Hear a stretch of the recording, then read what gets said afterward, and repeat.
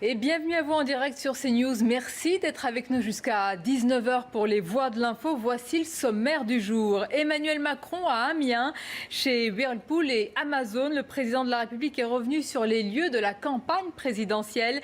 Mais cette fois-ci, vous allez le voir dans une toute autre ambiance grâce au projet d'un repreneur local. Et plus largement, le chef de l'État sur le terrain social pour tenter également de faire oublier la réforme polémique de l'ISF. Sur cette actualité sociale et économique, le débat tout à l'heure. À Marseille, émotion, hommage et beaucoup de questions sur le parcours de l'assaillant au couteau. Pourquoi n'a-t-il pas été placé en rétention? Toutes ces interrogations interviennent alors que la loi antiterroriste est en train d'être adoptée à l'Assemblée nationale. Nous allons en parler et voir dans quelques instants la prise de parole du ministre de l'Intérieur Gérard Collomb. De nombreux experts seront également avec nous en plateau. Puis l'invité du jour, ce sera le géopolitologue Frédéric Ancel. Voilà pour le programme du jour. Mais d'abord, cette actualité, la loi antiterroriste à l'Assemblée nationale, c'est l'heure de vérité pour ce projet de loi. Après une semaine de débat houleux et vif, mais ayant peu modifié le texte, eh bien, il est en passe d'être voté en séance plénière à l'Assemblée. Pour en parler avec moi aujourd'hui, notre consultant sécurité et puis terrorisme, Georges Fenech. Bonsoir, merci d'être là.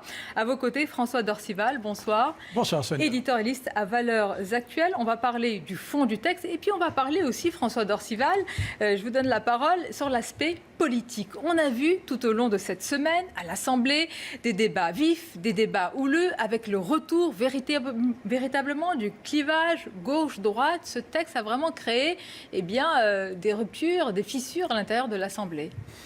Oui, et des fissures artificielles. Artificielles parce qu'en réalité, nous sommes passés donc de l'état d'urgence dans lequel nous nous trouvons toujours à un état de droit qui était évidemment constant, mais dont la législation en fait de l'état d'urgence a été transformée en état de droit à un certain nombre de limites près. C'est évidemment sur ces limites que sont portés les débats, que la droite est montée au créneau, que la gauche plutôt extrême est également allée à la bataille, avec cette particularité quand même que le gouvernement n'a pas fait grand effort pour associer les amendements venus de droite à son texte. En réalité, il a refusé à droite comme à l'extrême gauche. Et ceci n'a pas simplifié le débat, ce qui veut donc dire que nous allons regarder avec un peu d'attention le résultat du vote, parce que c'est là que la réalité va se faire jour. On va voir le résultat du vote, l'ampleur, mais par exemple pour l'opposition de droite, côté LR, semble-t-il 80% à 90% des députés, selon le président de leur groupe, Christian Jacob, devraient voter contre. C'est très clair de leur côté en tous les cas. Oui, parce que leur position sur le fond, je ne pense pas être démenti dans un instant par Georges Fenech, leur position sur le fond, c'est qu'on ne pouvait pas ne rien faire, sortir de l'état d'urgence et en rester là.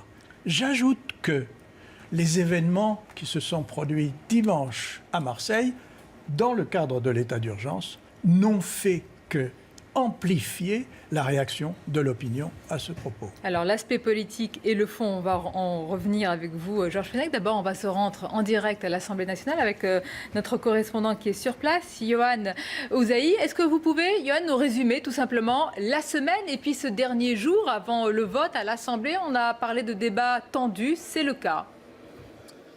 Oui, effectivement, vous l'avez dit, les débats ont été animés sur l'ensemble des bancs de l'hémicycle, à droite comme à gauche. Au centre de ce clivage, eh bien, le renforcement principalement des pouvoirs de l'autorité administrative, c'est-à-dire à la fois des préfets ou du ministre de l'Intérieur pour assigner quelqu'un à résidence et perquisitionner chez lui. La France insoumise dénonce, je cite, un texte liberticide. Éric Coquerel, qui est l'un des porte-parole du groupe, est même allé jusqu'à comparer cette loi aux dérives autoritaires de la Turquie. Même opposition frontale à droite, mais pour des raisons, vous l'imaginez, qui là sont diamétralement opposées. Éric Ciotti estime par exemple qu'avec ce texte, les outils de protection de notre pays vont régresser. Lui demande le maintien de l'état d'urgence qui prendra donc fin le 1er novembre prochain pour être remplacé par cette loi de sécurité intérieure et de lutte contre le terrorisme qui, sans surprise, sera très largement votée d'ici quelques minutes maintenant. La droite qui est donc divisée sur ce sujet, puisqu'une quinzaine de parlementaires, de députés les Républicains s'apprêtent en revanche soit à s'abstenir, soit à voter pour ce texte. Merci beaucoup, Johan, pour vos explications. Sur le fond, Georges Fenech, on voit là les oppositions politiques. Toute la question est de savoir, est-ce que le texte qui arrive dans un contexte particulier, après l'attaque de Marseille, dans un contexte international particulier, est-ce qu'il est à la hauteur de la situation? Pour une partie de la classe politique, non, ce n'est pas le cas. Oui, qu'il y ait un débat législatif, c'est tout à fait normal, c'est tout à fait souhaitable même. Vous avez vu qu'il y a des oppositions très, très marquées, notamment du côté de la France insoumise et puis du côté des Républicains. Ce qu'a cherché le gouvernement à faire, en réalité, c'est une sortie, disons, maîtrisée de l'état d'urgence en essayant de ne pas affaiblir, évidemment, les pouvoirs de l'autorité administrative. Mais très franchement, lorsque nous avions fait cette commission d'enquête parlementaire, il en était résulté que l'état d'urgence n'avait permis de régler que quelques unités en affaires terroristes, 4, 5 sur une période de plusieurs mois. Il ne faut pas croire, j'insiste beaucoup là-dessus, que l'état d'urgence, c'est l'alpha et l'oméga de la lutte contre le terrorisme. Ce qui permet efficacement de lutter contre le terrorisme, c'est la justice, les enquêtes, les renseignements, les moyens matériels, la coordination du renseignement. Pour autant, l'état d'urgence était nécessaire à un certain moment, mais il est vrai que depuis 2 ans, maintenant que nous vivons sous ce régime, je rappelle que l'Espagne, par exemple, n'a pas décrété, pas plus que la Grande-Bretagne, l'état d'urgence. Il faut un jour ou l'autre en sortir. Et c'est là qu'on a 2 visions différentes. Une intégration de quelques dispositifs de l'état d'urgence dans le droit commun, les visites domiciliaires sous le contrôle d'un juge par exemple, les assignations à résidence qui deviennent des assignations au niveau de la commune, et une position qui peut parfaitement se défendre des Républicains, qui est dans un autre logiciel, qui va beaucoup plus loin, qui dit qu'il faut créer un parquet national antiterroriste, une cour de sûreté antiterroriste, spécialiser toute la chaîne pénale.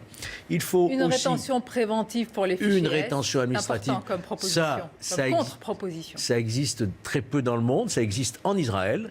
J'ai eu l'occasion moi-même de visiter ce système, c'est tout à fait particulier. Ça peut poser des problèmes aussi d'ordre constitutionnel, mais c'est quand même possible de le faire. Vous voyez qu'on est dans une autre logique de rétention administrative de qui? Des individus fichés S radicalisés les plus dangereux, bien entendu, et sous le contrôle d'un juge.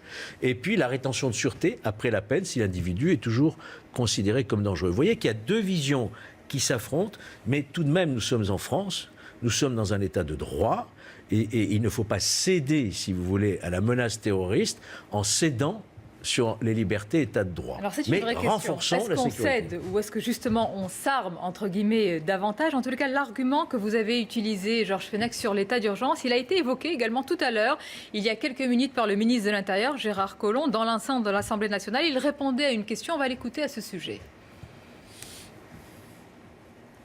On l'écoutera dans quelques minutes. Je rappelle que nous sommes en train de suivre, vous le voyez dans la fenêtre sur votre gauche, les prises de parole qui se succèdent en ce moment à l'Assemblée nationale avant le vote qui va intervenir sur le projet de loi antiterroriste. François Dorcival, la droite, ils ont proposé vraiment un projet avec des contre-propositions, avec en pointe notamment Guillaume Larrivé et Éric Ciotti. Ce sont véritablement 2 visions de la lutte antiterroriste que l'on voit aujourd'hui au sein du Parlement. Oui, ce sont 2 visions, certes, mais le problème, c'est la pratique. Nous sommes en état d'urgence. Bien sûr qu'il y a 2 visions, mais la réalité, quelle est-elle? C'est que, alors que nous sommes aujourd'hui en état d'urgence, l'individu, le djihadiste, qui a égorgé 2 jeunes filles à Marseille, il a été interpellé par la police vendredi dernier, libéré le samedi, et on a été incapable. Vous interrompez un moment, voilà, pour regarder en direct, c'est en train de se passer au Parlement, à l'Assemblée nationale. Exprimé 542, majorité absolue 272, pour 415, contre 127.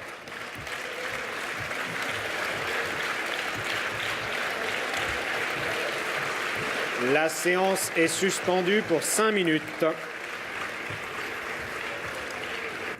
Et voilà, sur 561 votants pour 415 et 127 contre. Sur ce projet important, François Dorcival, déjà, politiquement, qu'est-ce que vous pouvez nous dire sur l'ampleur de ce vote? Ce que l'on constate tout simplement, c'est que la majorité En Marche et Modem a fait bloc, Oui.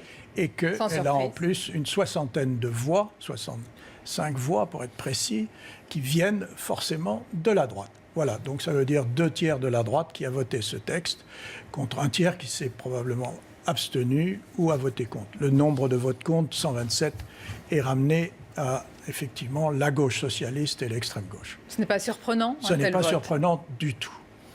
J'en reviens au point que j'étais en train de développer, parce que nous sommes en effet en état d'urgence, que l'état d'urgence n'a pas empêché ce qui s'est passé à Marseille, or c'est une question d'application de la loi, tout simplement. Et la loi n'a pas été appliquée correctement. Et c'est pourquoi le ministre de l'Intérieur a déclenché cette enquête administrative auprès de l'Inspection générale de l'administration, et il y a intérêt que cette enquête donne à savoir Bien sûr, nous les allons en résultats parler et parce les qu'il conclusions. y avait ce matin beaucoup d'émotions, l'hommage à Marseille, mais beaucoup de questionnements et un vrai début de polémique. L'actualité en ce moment, c'est donc bien cette loi antiterroriste qui a donc été votée largement, on peut le dire, avec 415 voix pour et 127 contre sur à peu près 561 votants. Georges Fenech, vous avez parlé tout à l'heure de l'état d'urgence. Ça y est, maintenant, certaines de ces dispositions sont intégrées dans la loi. Et écoutez ce qu'en disait il y a quelques minutes Gérard Collomb, le ministre de l'Intérieur. Hier, avant-hier, nous étions dans l'état d'urgence et cela n'a pas empêché. Cela veut dire qu'il faut être sans cesse dans la vigilance. Et c'est Gérard Collomb qui s'exprime tout de suite en direct. La sécurité et la liberté. Dans le débat, on a vu un certain nombre de personnes disant que nous étions liberticides. D'autres, au contraire, ont dit que nous n'allions pas assez loin. On voit bien que contre les terroristes, il faut à la fois se protéger et en même temps garder ce qui fait la valeur de notre patrie, ces valeurs de justice, de liberté, qui sont au cœur finalement du système que les terroristes et nos adversaires de Daesh voudraient détruire. Alors oui, aujourd'hui, je suis content. Je crois que ce texte va permettre de protéger les Français.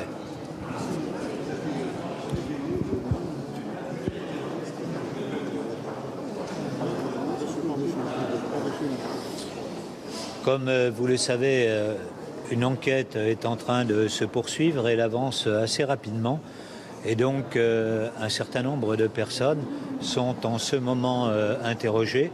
Elles nous permettront sans doute d'en savoir plus dans les jours qui viennent, mais je ne vous révélerai les faits que lorsqu'ils auront été démontrés. En tout cas, on voit que nos services sont à la hauteur de leur mission. Moi, je suis allé dès l'heure même de la commission des attentats à Marseille. J'ai vu combien avait été efficace l'action des militaires de Sentinelle, qu'on disait quelquefois inutile, combien avait été efficace l'action de nos policiers. Un certain nombre n'étaient pas de service, mais ils sont quand même intervenus sur la scène de l'attentat. Et aujourd'hui, on voit combien est efficace notre police et notre justice coordonnées pour effectivement retrouver celles et ceux qui auraient pu être complices de cet attentat. Merci. Voilà pour cette prise de parole de Gérard Collomb, le ministre de l'Intérieur, qui s'exprimait juste après le vote, un large vote de la loi antiterroriste et qui évoquait finalement, Georges Fenech, ces deux arguments qu'on a entendus tout au long de la semaine, mais qu'on entend déjà depuis longtemps sur ce débat quand il y a cette lutte contre le terrorisme. C'est certains qui affirment que c'est liberticide. On l'a entendu notamment dans la bouche des députés de la France insoumise. Certains ont même dit, je notais que c'était l'ère du soupçon généralisé qui s'était installé. Et puis d'autres au contraire, notamment à droite et au Front National, qui parlent bien de ce qui n'est pas assez fait encore aujourd'hui. On aura toujours ce débat entre ce qui est fait suffisamment ou trop. On est dans un débat juridique. Quelquefois, quand on n'est pas juriste, on a du mal à s'y retrouver. L'important, c'est de bien comprendre. De quoi s'agit-il? C'est de transférer des pouvoirs qui sont habituellement ceux du juge de les transférer à l'autorité administrative, qui peut agir de manière plus rapide, plus efficace, notamment pour des contrôles ou des perquisitions ou des assignations. C'est ça l'état d'urgence. C'est pas une méfiance vis-à-vis du juge. C'est pas non plus une méfiance vis-à-vis de l'autorité administrative.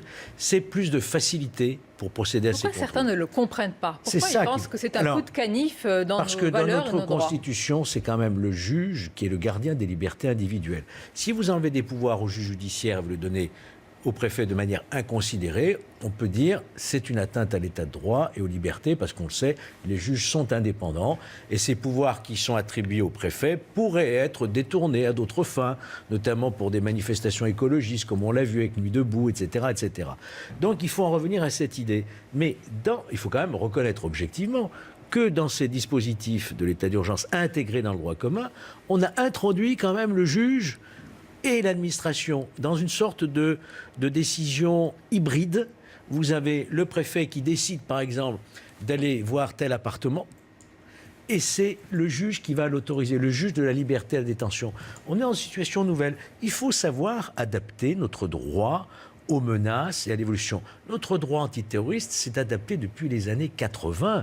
En 1986, on crée le parquet antiterroriste. Il ne cesse de s'adapter, mais la question qu'on se pose, et puis l'angoisse de nous tous citoyens, c'est avec un temps de retard par rapport à l'évolution de la menace. Et le résultat, en réalité, toujours des attentats. Nous étions en état d'urgence, on avait déjà voté 8 lois depuis 2012, il y a eu Nice, et maintenant il y a Marseille. Ce qui veut donc dire, si on veut vraiment être sincère avec les Français dans ce débat, c'est une question non seulement de moyens juridiques, mais de moyens matériels. Quand on voit dans cette affaire de Marseille que l'individu qui a été placé en garde à vue est relâché parce qu'il n'y a pas de place en centre de rétention, vous pouvez faire toutes les lois que vous voulez, si vous n'avez pas les moyens, c'est inefficace. C'est une question de moyens et d'organisation. Vous avez entendu... D'organisation, parce qu'il y a heureusement pas qu'un seul centre de rétention dans ce pays. Vous avez entendu ce qu'a dit le ministre de l'Intérieur à l'instant sur ce sujet. Oui, il a dit que l'enquête qu'il a attend des résultats assez rapidement, qu'il va communiquer, ça pourra sûrement alimenter les débats. Malgré tout, pour le moment, c'est plus qu'un problème. C'est-à-dire qu'on voit bien que le ministre de l'Intérieur, évidemment, gère ça de très très près. C'est une matière qui est malheureusement explosive. Explosive, en effet. Explosive pour l'opinion, évidemment pour les familles, vous vous rendez compte, et pour ce qu'est notre droit dans ce domaine, bien sûr. On va continuer à en parler. On va rejoindre l'Assemblée nationale après ce vote, un large vote, on vous l'a dit, et retrouver Yohann Usaï après la prise de parole également du ministre de l'Intérieur, Gérard Collomb. Yohann, quelle est tout simplement l'ambiance sur place? On l'a dit, un vote large, vous devez avoir plus de détails, pour 415, contre 127, et quand même avec un bloc élargi qui a voté en faveur de ce projet de loi devenu loi. Oui, vous l'avez dit, 415 voix pour, et principalement donc l'ensemble des députés de La République En Marche, mais également les socialistes qui se sont prononcés en faveur de ce texte. 127 voix contre, 19 abstentions. Alors contre, bien sûr, principalement l'opposition de droite, mais également les insoumis, mais pour des raisons, vous l'imaginez, diamétralement opposées. Pour la première fois depuis qu'il y a eu les attentats, nous baissons la garde. Voilà ce qu'a dit Christian Jacob, qui préside le groupe des Républicains ici à l'Assemblée nationale. Pour lui, avec ce texte, eh bien, les outils de protection dans notre pays vont régresser. À l'inverse, la France insoumise estime que ce texte est une atteinte aux libertés. Nous nous inquiétons de l'avenir de l'état de droit en France sous prétexte du terrorisme, a dit Daniel Obono, qui a pris la parole au sein de l'hémicycle au nom de la France insoumise, donc avant ce vote solennel qui vient d'avoir lieu. Et puis vous l'avez vécu en direct sur CNews. À l'issue de ce vote, eh bien, c'est le ministre de l'Intérieur qui est venu immédiatement se féliciter devant la presse de la large adoption de ce texte. La menace est grave, a dit Gérard Collomb. Contre le terrorisme, il faut se protéger et garder ce qui fait la valeur de notre patrie. Ce texte va permettre de protéger les Français. Voilà ce qu'a assuré une nouvelle fois le ministre de l'Intérieur. Merci Yohann. Voilà un petit peu pour la mosaïque politique après ce vote. François Dorcival, on note, et c'était pas une surprise, que les socialistes ont voté pour. Là, c'était attendu. C'était pas une surprise, mais j'ai cru le contraire tout à l'heure. Ouais. Oui, donc il est clair que c'est important que les socialistes se soient associés à ce texte. La droite a été beaucoup plus réticente parce que précisément le gouvernement n'a pas retenu ce qu'elle avait présenté comme amendement. Il y a les outils pour la lutte contre le terrorisme, Georges Fenech, et puis il y a l'esprit, j'allais dire la philosophie générale. Comment nous nous armons face à ce terrorisme? Et tout à l'heure, à l'Assemblée, c'est le Premier ministre qui a répondu à cette question. Il a expliqué les différents éléments justement de ce combat contre le terrorisme. Un combat évidemment avec les armes juridiques, avec d'autres armes, et puis également un combat culturel. On l'écoute. Le combat dans lequel nous sommes engagés, ce n'est pas le combat des forces de l'ordre contre les terroristes. C'est le combat de la France contre des gens qui veulent la défaire. Ça veut dire que tous les citoyens français doivent être vigilants. Ça veut dire qu'ils doivent tous regarder, observer et participer à cet effort de défense de la nation. C'est pour ça que nous pouvons évidemment discuter des instruments juridiques, nous devons le faire. Mais nous ne devons pas nous arrêter à ce qui relève de nous seuls, le droit. Nous devons bien envisager cette lutte contre le terrorisme d'une façon générale, d'une façon déterminée, afin que notre pays, ses valeurs, prévalent définitivement. Voilà, et de plus en plus, Georges Fenech, on l'entend ce discours, pas seulement les moyens juridiques, techniques, policiers, de renseignement, mais même les citoyens appelés en quelque sorte à devenir des sentinelles de vigilance et de protection pour soi, pour son entourage. Qu'est-ce que vous pensez de ce genre de discours? Je pense qu'on est au cœur du problème. Ce n'est pas effectivement une réponse policière ou judiciaire. Nous ne sommes pas en guerre, malgré ce que l'on entend tous les jours. On ne reçoit pas de bombes ou de missiles qui arrivent d'un pays étranger. Ce sont des jeunes qui sont issus de notre pays, qui sont nés, qui ont la nationalité française, bien souvent. Il y a aussi des étrangers, comme à Marseille, mais beaucoup sont nés ici. On se souvient des attentats du mois de novembre 2015 et du mois de janvier 2015 à Paris. Donc la question, c'est comment lutter contre cette dérive, contre ce basculement dans la radicalisation et la violence. C'est ça le vrai sujet. Le sujet, il se situe en amont. Et moi, j'attends beaucoup, notamment d'une structure comme le Centre interministériel de prévention de la délinquance et de la radicalisation, qui est en train de mailler tout le pays au travers de réseaux associatifs, parentaux, éducatifs, protection judiciaire de la jeunesse. C'est des contre-discours, c'est stop djihadisme. C'est encore à perfectionner tout cela, mais c'est ce travail-là, au plus près de jeunes qui sont prêts à basculer, comme le font très bien certains pays, comme le Danemark, à Copenhague également. Je pourrais vous en parler de cette expérience dont on devrait s'inspirer. Donc le Premier ministre a entièrement raison, c'est toute la société, c'est chaque citoyen qui doit s'impliquer dans ce débat. Très bien, Georges Fenech, mais quand aujourd'hui on découvre ces bonbonnes de gaz dans cet immeuble du 16e arrondissement, quand l'un des interpellés est un fichier S, donc déjà en processus, comme on le dit entre guillemets, de radicalisation poussée, évidemment les citoyens n'y peuvent rien, mais alors on se dit le renseignement. Et là, c'est l'autre tâche importante. Alors évidemment, le renseignement, c'est le nerf de la guerre dans cette affaire. Plus tôt on identifie un individu dangereux, inscrit sur un fichier S, on le file, on le surveille, on le contrôle et on l'empêche d'agir. C'est toute la question du renseignement. Et surtout, le renseignement territorial. On a des grands services comme la Direction Générale. Humain également, territorial, humain. Territorial, humain, avec des analystes capables d'interpréter des comportements. Donc c'est le renseignement territorial qui a été, il faut bien le reconnaître, un peu déshabillé il y a quelques années et qui est aujourd'hui en train de se restructurer. Ça, c'est extrêmement important. C'est intéressant ce que vous dites parce que hier soir, à cette même place, François Dorcival, il y avait l'ancien responsable antiterroriste, juge antiterroriste à vos côtés d'ailleurs, Alain Marceau, qui a reconnu une forme de responsabilité collective, ce sont ces mots, des différents gouvernements, droite et gauche comprises, non pas évidemment dans ces attentats, mais peut-être parfois un manque de vigilance, un détricotage du renseignement, des changements en tous les cas de ces structures qui ont pu perturber en tous les cas tout ce système qui a besoin de stabilité et de visibilité dans cette lutte. Et de durée. Et de durée. Et de durée. Mais le mot-clé que vous l'avez employé, c'est le mot vigilance. C'est celui de mettre la société en état de vigilance. Ce qui s'est produit pour la tentative d'attentat dans le 16e arrondissement de Paris, cela a été révélé non pas un renseignement de police, mais parce qu'une personne s'est étonnée et donc de ce qu'elle voyait et qu'elle a transmis ce renseignement. C'est ça la vigilance, c'est que chacun soit en quelque sorte une sorte d'agent de renseignement pour la collectivité. Vous pouvez citer le plombier également, vous vous souvenez? Exactement. Le plombier qui a bien découvert sûr. le TATP dans Tout un à fait. appartement. Exactement. En réalité, nous sommes tout doucement, et tous ces débats le montrent, nous sommes en train de progresser vers une société à l'israélienne, comme on le dit, parce que c'est la vigilance qui s'impose. Alors, c'est la question que j'allais vous poser, Georges Fenech, puisque vous avez dit tout à l'heure, vous êtes rendu quelquefois sûrement en Israël pour aussi voir comment est organisée là-bas leur protection, leur lutte contre tout ce qui se passe.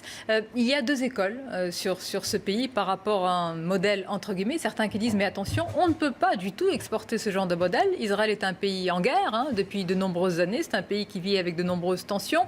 Nous ne sommes pas dans la même situation en France. Et d'autres, d'ailleurs, dans votre ancien parti, si je puis dire, en tout cas les Républicains, toujours parti, voilà, comme Éric Ciotti et d'autres qui disent au contraire, il nous l'a dit ici même sur ce plateau, c'est un modèle, on va tendre vers cela.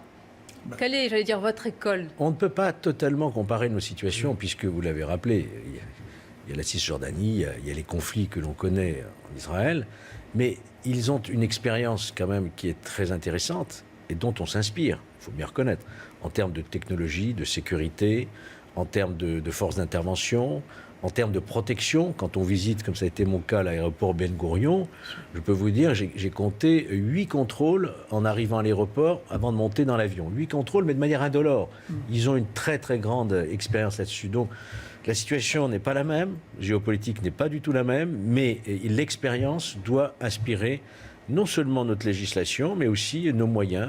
C'est intéressant. On va tout de suite poser la question avec nous en direct. C'est le député Les Républicains, Éric Ciotti. Bonjour à vous. Dans quelques instants, il sera avec nous après ce large vote.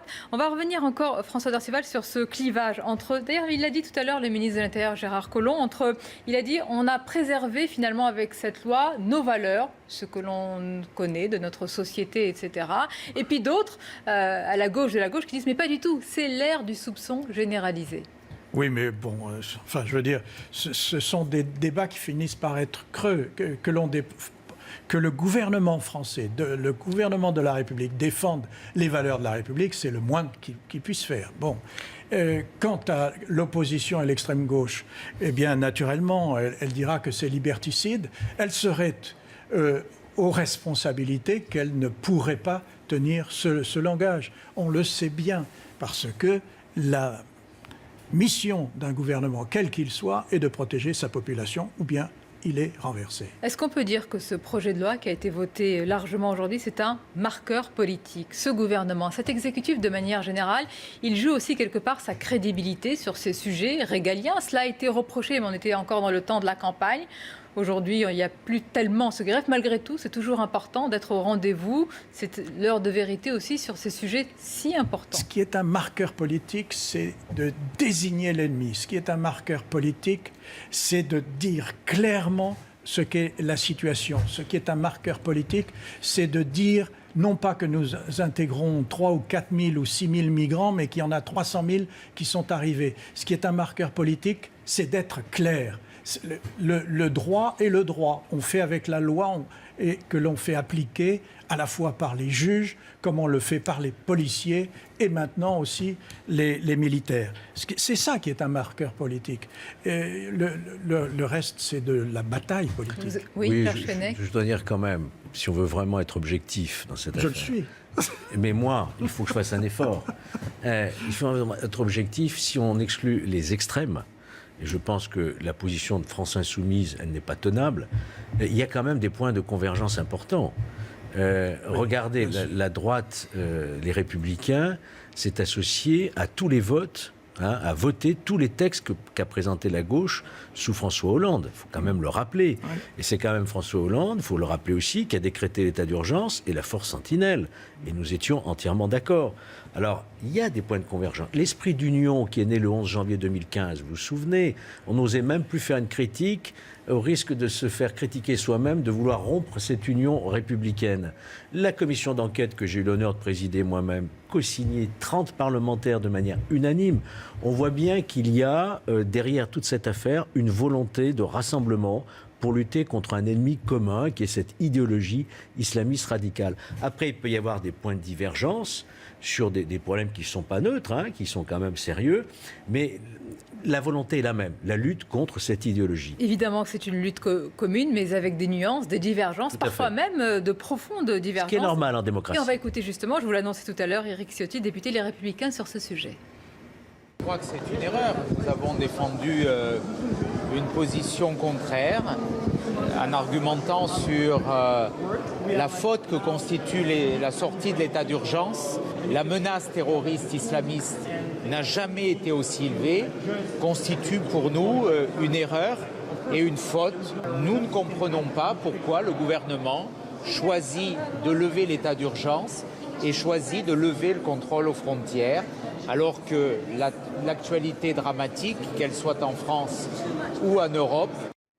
Alors Éric Ciotti et d'autres font part d'une réelle incompréhension. Georges Fenech, au-delà des jeux politiques, même parfois politiciens que nous connaissons, il y a une vraie inquiétude pour certains de se dire malgré tout, on est sorti de ce cadre de l'état d'urgence, même s'il ne protège pas, même si ce n'est pas la panacée. Et malgré tout, voilà, on en est sorti aujourd'hui dans un contexte de menace toujours très important. C'est poser la question du moment. Le moment, est-ce que c'était le moment opportun aujourd'hui, après tout ce qui se passe et tout ce qui vient de se passer, de sortir de l'état.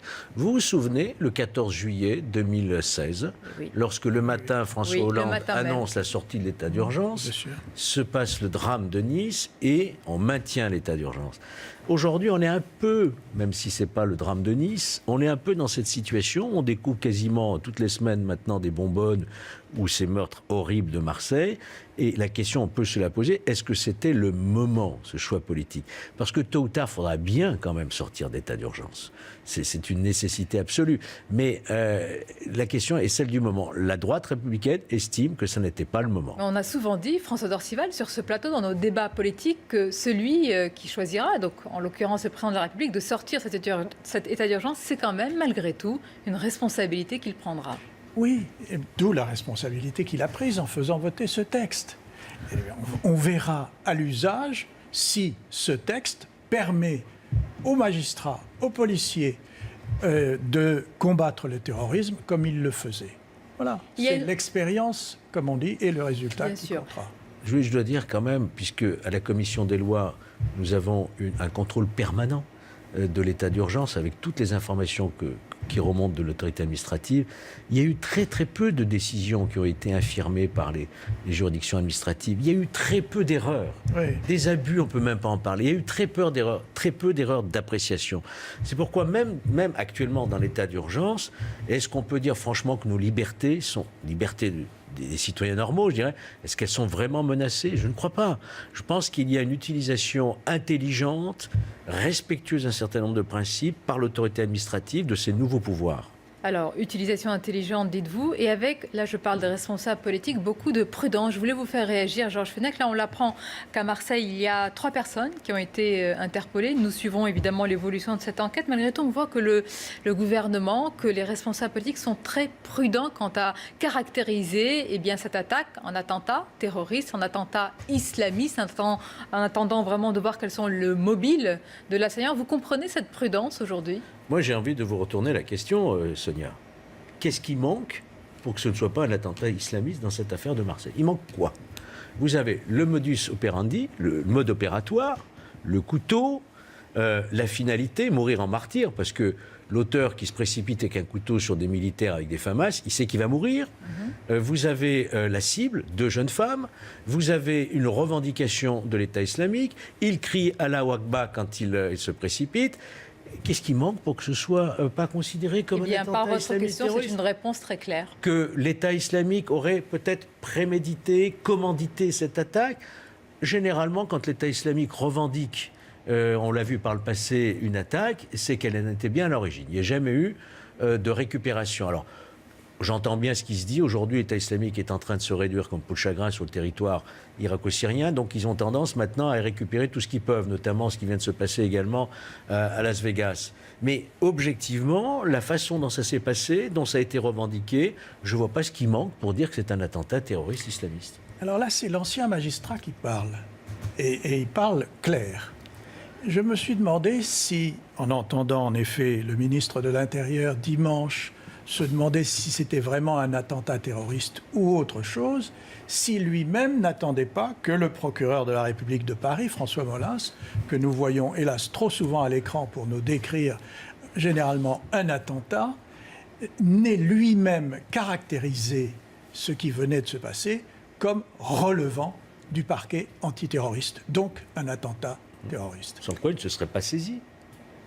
C'est vrai. Et c'est voilà. sa compétence nationale. Et nous Voilà. aurons l'occasion d'en parler tout à l'heure, évidemment, l'évolution de l'enquête autour de cette attaque, cet attentat de Marseille. Merci, messieurs. Merci pour votre analyse de cette actualité du jour. Je vous le rappelle, le projet de loi antiterroriste qui a été adopté à l'Assemblée nationale, largement, avec 415 voix pour et seulement 127 contre, pour un total de 561 votants. Voilà pour ce projet de loi. On va parler du reste de l'actualité avec vous, Anthony Favali. Bonsoir. Bonsoir Sonia, bonsoir à tous. Et dans le reste de l'actualité, après plusieurs mois d'hésitation, le parti... On poursuit évidemment nos débats et nos analyses. L'actualité du jour, elle est également politique, économique, sociale. Emmanuel Macron sur le terrain social, pour contrer les blocages et les crispations. Le président était ce matin sur le site Whirlpool d'Amiens, également à Amazon.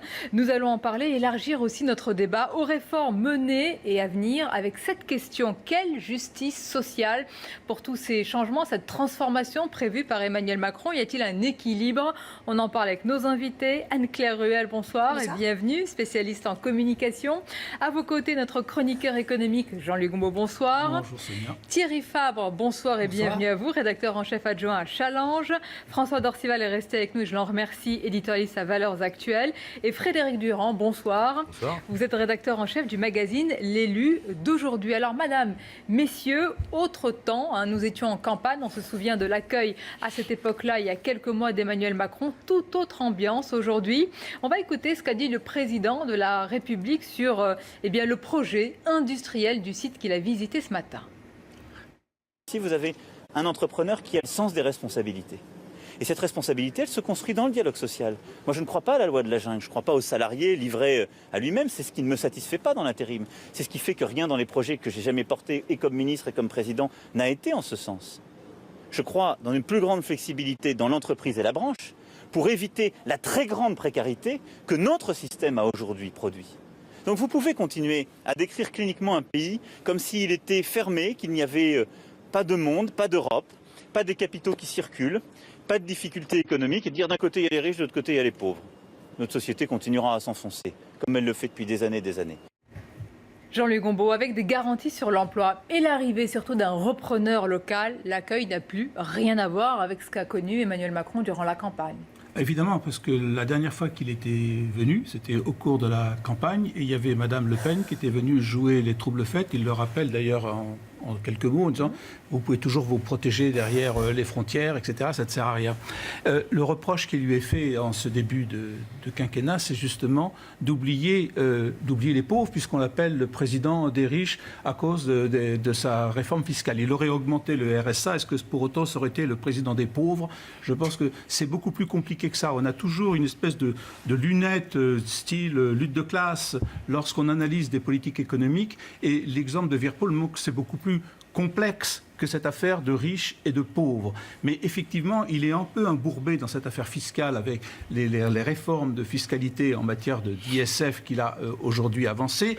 Et il vient sur le terrain des ouvriers, parce qu'il faut bien voir que cette région est une région de tradition ouvrière. Bien sûr, Amazon va s'installer à côté, mais ce n'est pas exactement ce qui se passe dans l'histoire de cette région.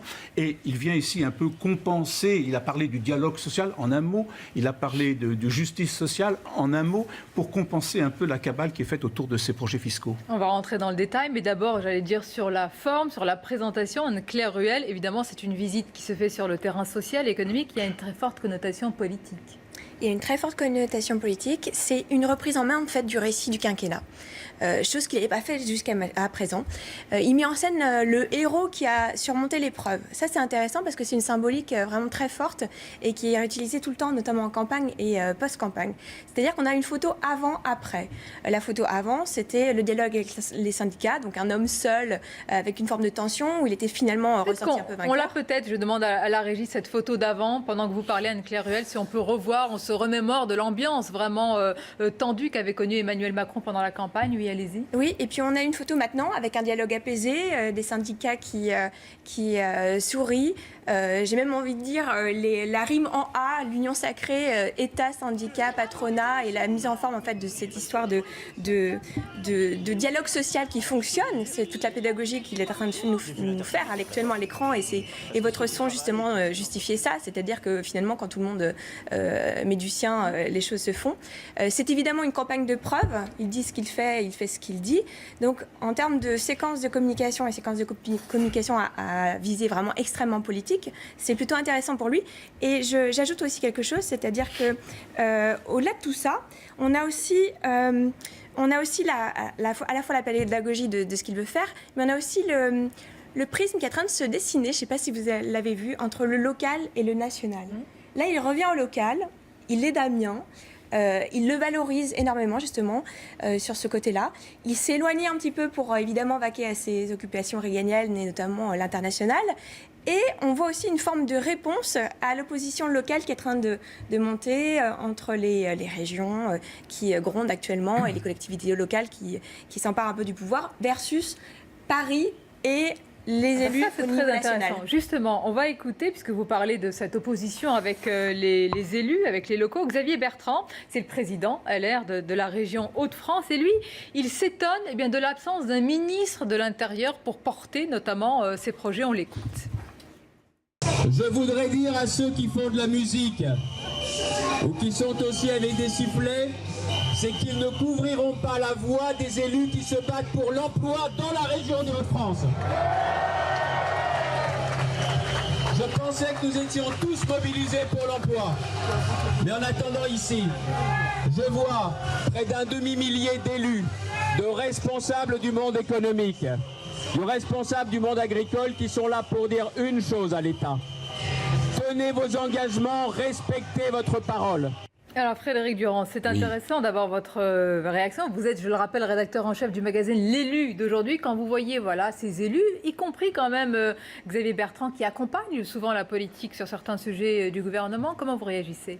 Non. D'abord dire peut-être une chose, c'est que c'est une bonne nouvelle pour tout le monde quand on sait qu'on va sauver un site.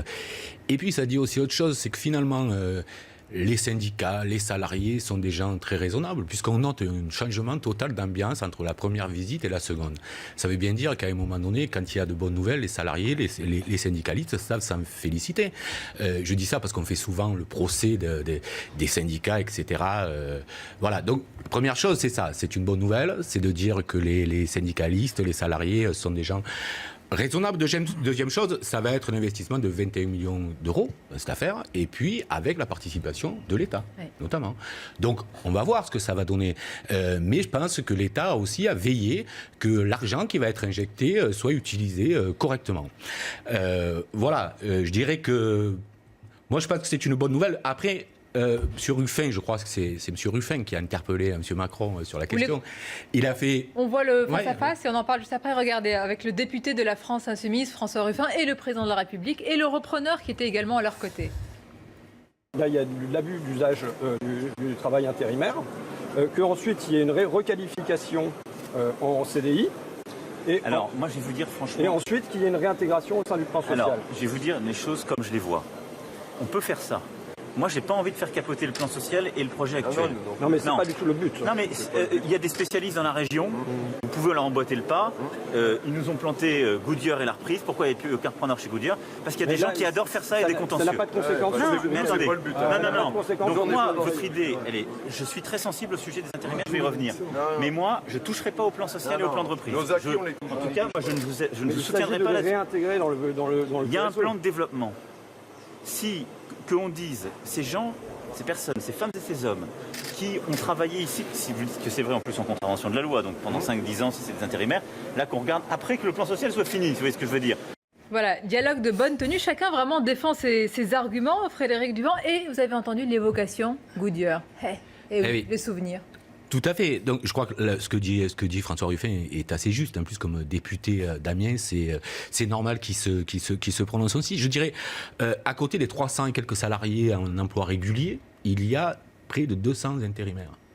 Donc, ce sont des gens qui, très souvent, voient leur contrat terminé et on leur renouvelle, etc., sans jamais leur donner d'emploi durable. Donc, je pense que c'est aussi, je le disais tout à l'heure par rapport à l'investissement que va faire l'État, c'est aussi un souci qu'il faut avoir. Thierry Fabre, c'est votre avis ?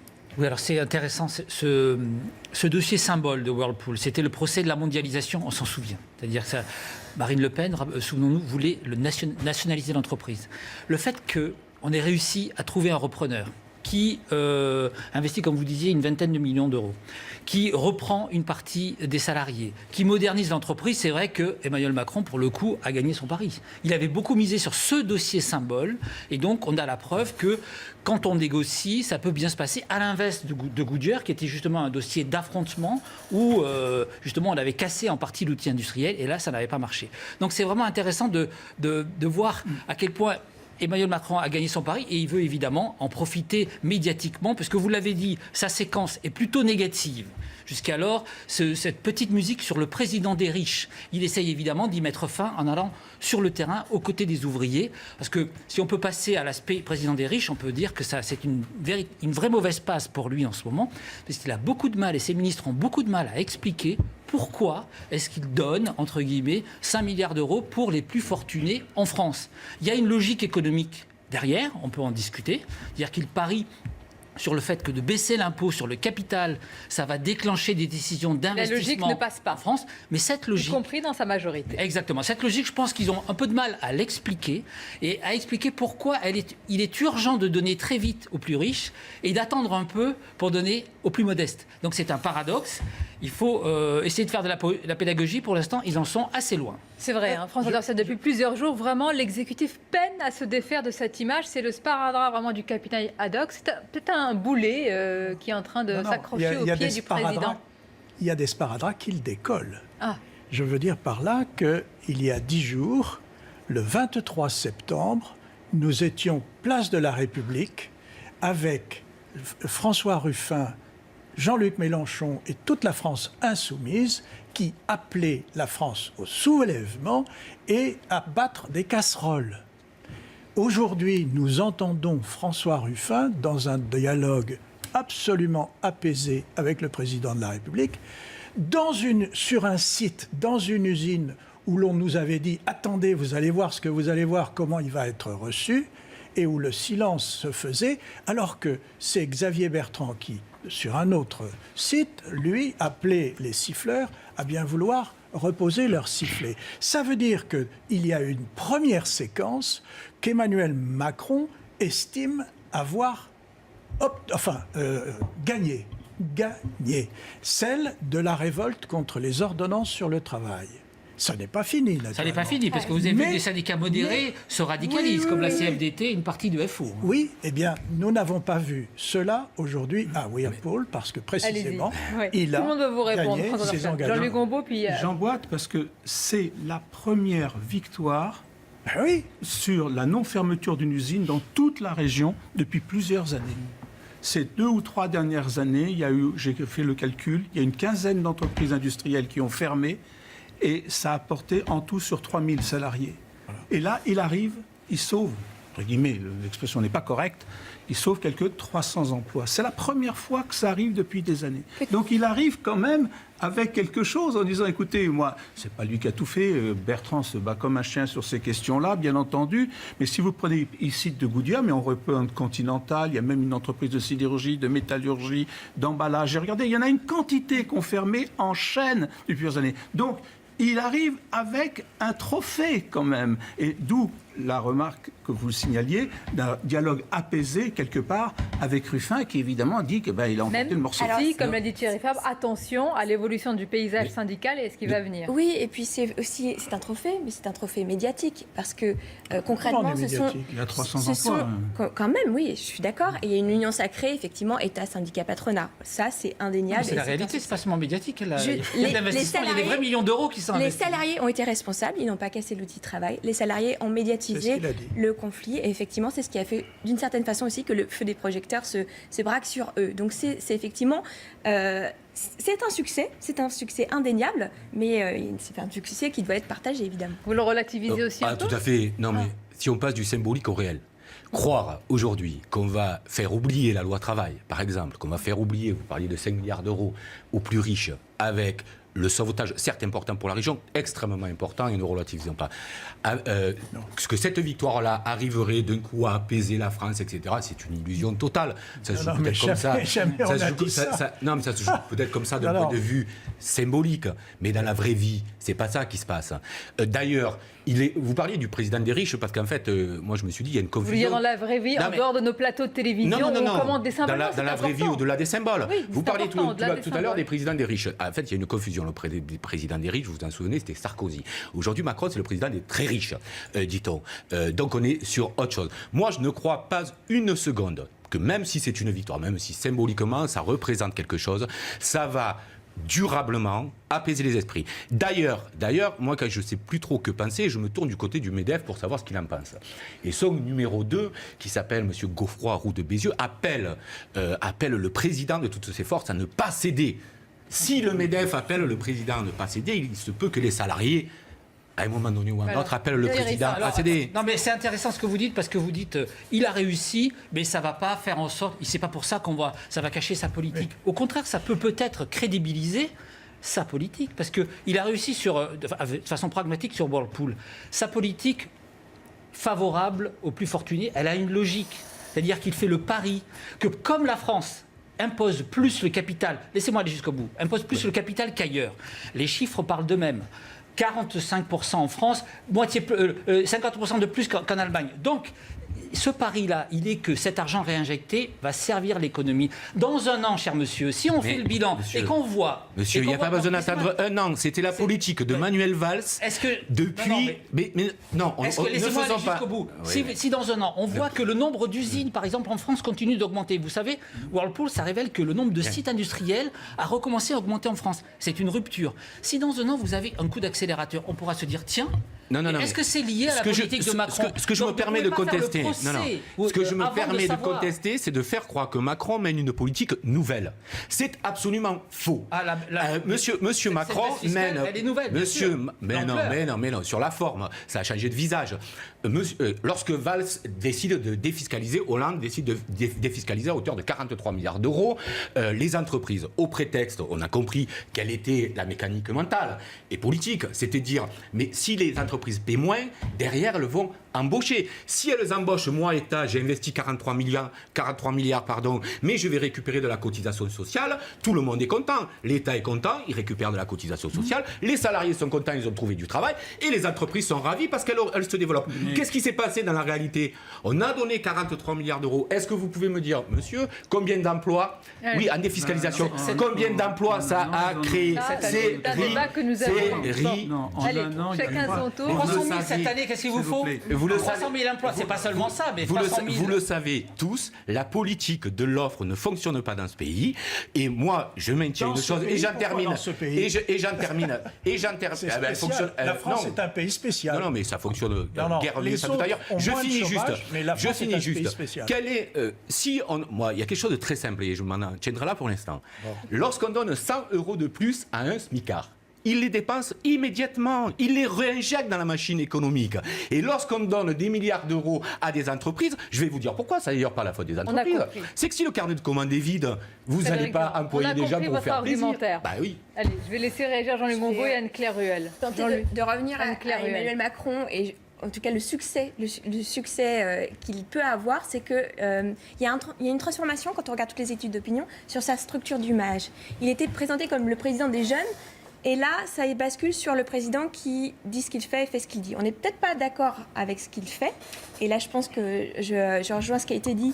À mon avis, les ordonnances sur la loi travail, c'est pas terminé cette histoire. Mais il y a une évolution sur cette idée de responsabilité et d'assumer la parole donnée. Oui. Assumer, juste parce que vous parlez des jeunes, c'est important aussi de parler de toutes les classes d'âge. J'ai noté, c'était une révélation ce matin d'Europe 1, vous allez me dire si c'est le cas, sur la hausse des CSG pour les retraités. En maison de retraite, ils ne bénéficieront pas de l'exonération de la taxe d'habitation, censée atténuer la hausse de la CSG, tout simplement parce qu'ils ne la payent pas. Mais pour eux, ça va être une forme de double peine. Il y a quand même, quand on voit globalement des choses... Là, vous dites des choses sérieuses. Il y a des côtés... ça m'arrive. Ça m'arrive, cher François Dorcival. Bien sûr. Là, vous revenez à des choses sérieuses. Il y a toujours des choses Non, mais sérieuses. il y a des perdants. Dans la politique de Macron, il y a des perdants, et il y a notamment les retraités, mais c'est assumé.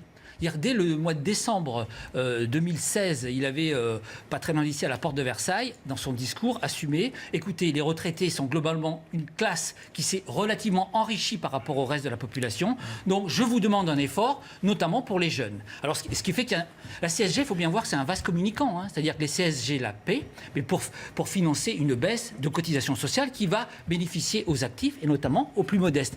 Sauf que la question, est-ce que 1 200 € comme plancher pour payer la CSG, est-ce que c'est trop bas ?